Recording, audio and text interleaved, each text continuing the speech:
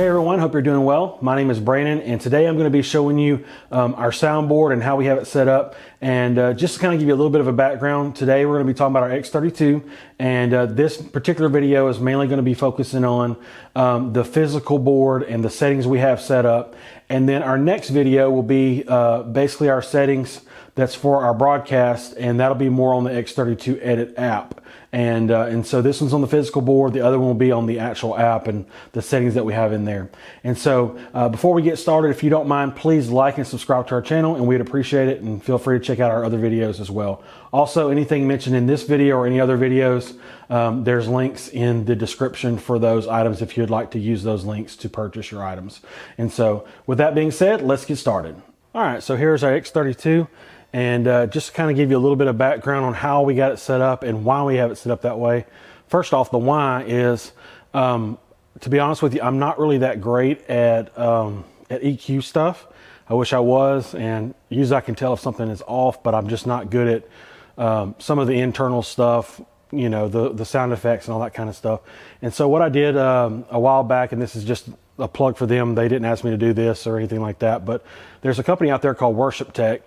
And they basically make templates for different soundboards. And essentially what you can do is you can set up your board the way they have their template set up, load the scenes, and it gives you a kind of a baseline of how to set up your soundboard, along with like the vocals having effects and all that kind of stuff. And so for me, because that's not my strong point as far as sound effects and EQ stuff, it was well worth it for me. And so because of that, and because they had the template to make it easier for anything that we do in the future, the reason why we have it set up this way is because of that. So if you look over here, the red channels, that is our drum channels. And right now we only use two, basically the overhead mic and the bass drum mic. I would add some more drum mics in the future, but right now that's all we have.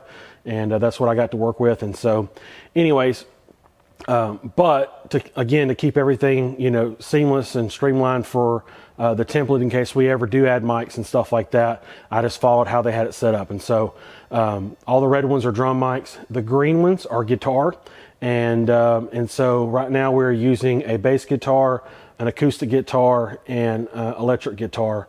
And you know, our bass guitar right now is some services yes, some services no. But anyways, we have it all set up in there. The next two channels, 13 and 14, that are the kind of the white ones, they're blank. And then 15 and 16 are our keys.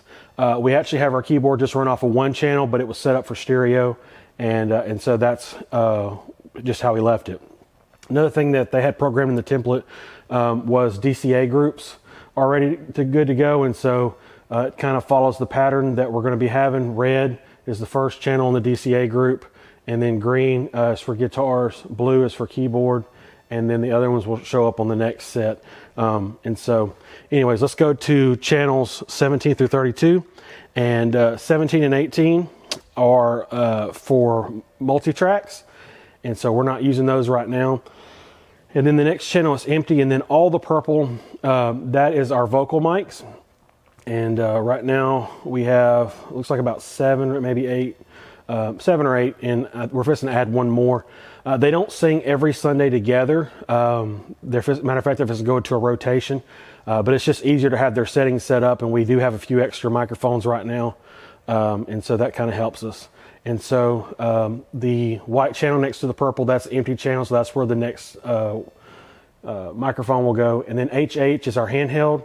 And then headset is our pastor's mic. And then the two green ones, that is our room mics. And so, as I've said in other videos, we have two microphones on the stage that is, they're really low, but they're right up against the floor monitors, and they shoot out towards the crowd.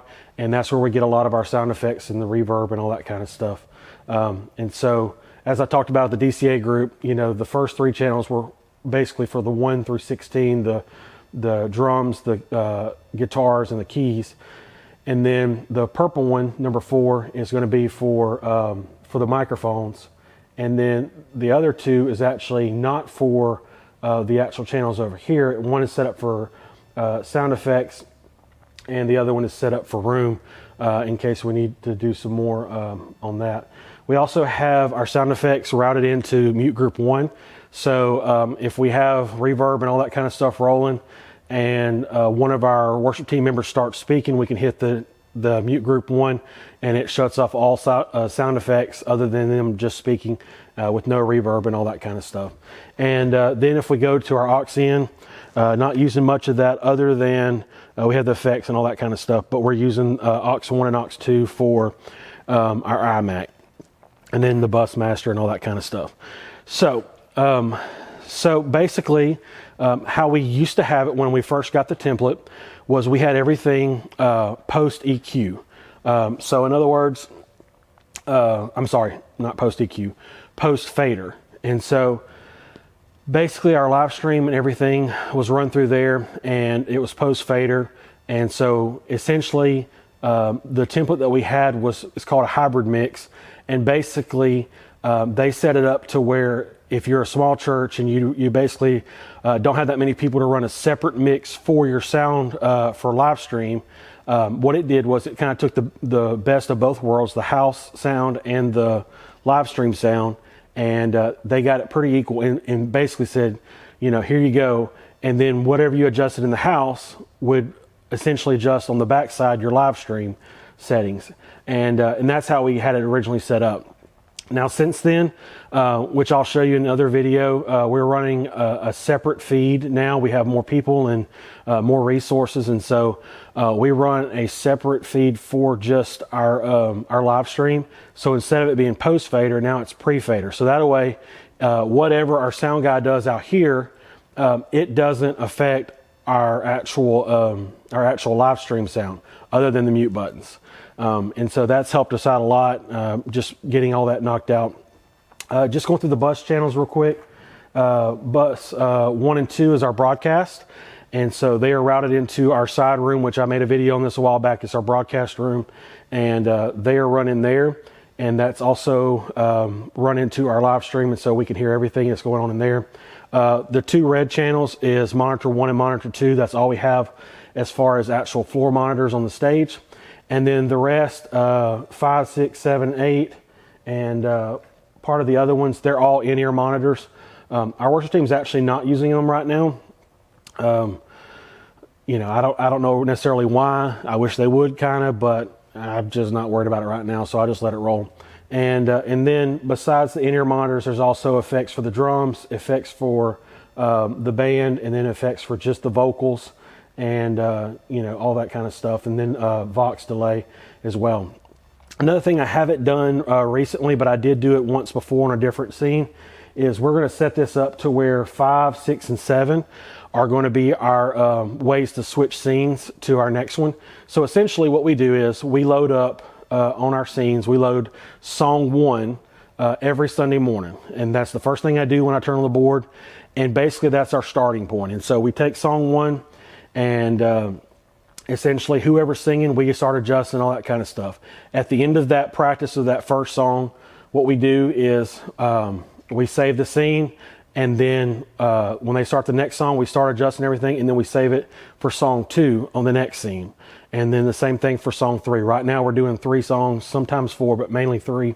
And so anyways, when they're during worship, the actual service, when they get ready to switch, we just change the scene from song 1 to song 2, and we leave the pads and all that kind of stuff the same, so there's not a big jump in the sound.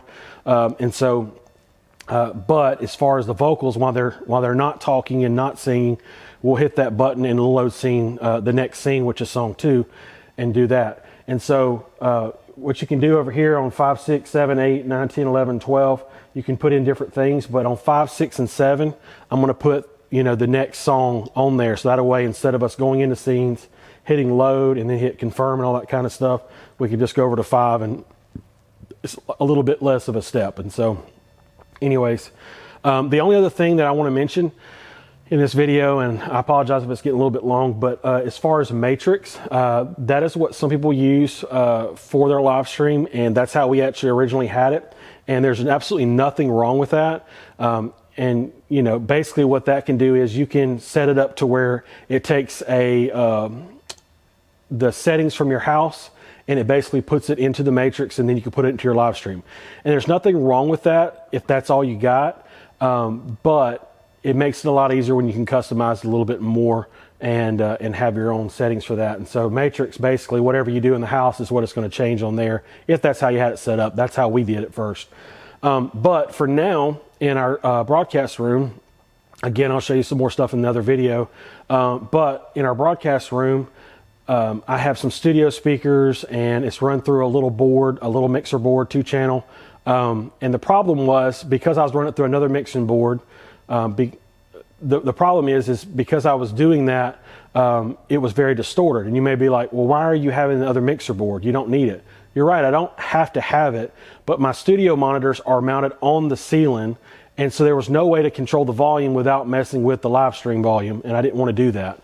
And so anyways, what I did was I routed a matrix in there of a matrix copy, I guess that's the right wording, but the matrix copy of our broadcast feed into our sound broadcast room, and that allowed me to change the volume in the broadcast room, the overall volume, without messing up our live stream volume, because our live stream volume was good. So anyways, I don't know if that makes sense. If you have any questions about it, feel free to let me know, and I'll try to explain a little bit more. We can talk directly or whatever.